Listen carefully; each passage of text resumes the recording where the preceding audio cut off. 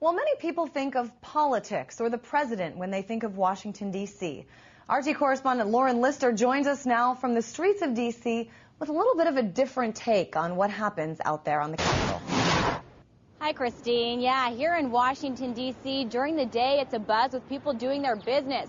Most of the ones walking by are wearing business suits, have a BlackBerry in one hand. On Capitol Hill, there are hearings going on. Outside the White House, just a few blocks away, there are political protests often, and tourists are always here visiting museums and memorials. But hit these streets at night, visit these monuments at night, you see a different story.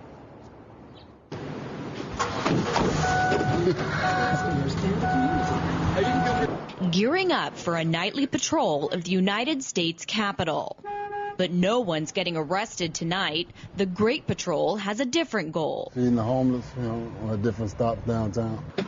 To most of the world, Washington, D.C. means government, U.S. history, even art. You get caught up in a lot of stuff. But for patrol driver Nick Douglas, the landmarks are his roadmap. This is my first stop right here where the gallery at. At night, monuments lead the way not to people in power, but to the people in poverty. The horn is letting them know I'm here. When the politicians have gone to bed, these faces come out from behind the historic columns. And between fancy buildings, they stake out the grates, where heat wafts up from the subway.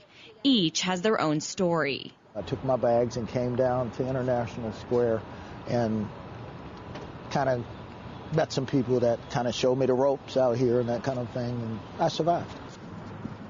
On the streets, these poor don't count on their lawmakers for help. Too often the government promises people things and then gives with the one hand and takes with the other hand. But they take Nick and his crew up on what the Great Patrol has to offer. Spaghetti and meatballs. You want it? Oreo cookies and hot chocolate. And they have their own ideas about Washington politics. Health care. I don't care about no health care. Other countries out of this country, they have it. It's universal. This country doesn't have it. Well, you got people like me sleeping under a bridge. Now, I get sick under that bridge. I'm dead. I don't care about no Obama. Nick doesn't care much for politics either. No, we don't talk about too much politics. No. But he does care about the reality he's seen on the streets for the last 12 years, where faces keep coming, shelters are closing their doors, and he sees government help going to other countries. I can understand them trying to help Haiti and all that, but it's happening right here in your city.